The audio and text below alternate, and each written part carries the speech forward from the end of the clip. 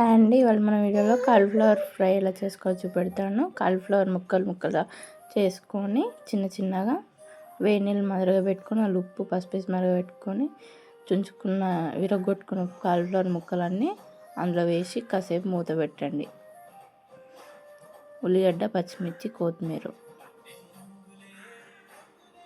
ఒక కడాయి పెట్టుకొని ఒక 2 టేబుల్ స్పూన్స్ ఆయిల్ పోసుకొని హీట్ అయ్యాక జీలకర్ర, ఆవాలు, పచ్చిమిర్చి, ఉల్లిగడ్డ వేసుకొని వేయించుకోండి.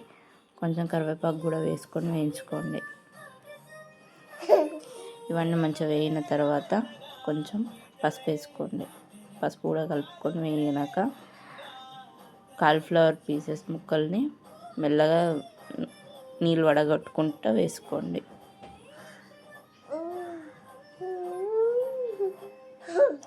కొంచెం సాల్ట్ కూడా వేసుకొని మంచిగా కిందికి పైకి మంచిగా కలపండి.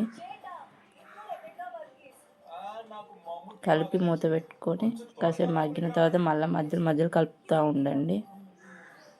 మధ్యలో చూస్తూ కలుపుతూ ఉండండి, అడుగంటుతుంది కదా.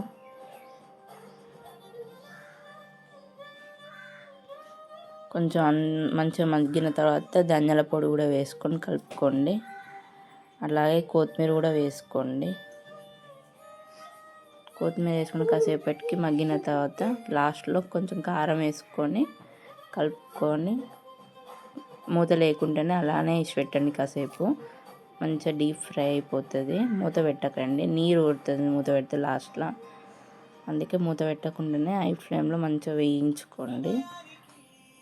కాలీఫ్లవర్ ఫ్రై చాలా బాగుంటుందండి, రైస్లో కానీ చపాతీలో కానీ.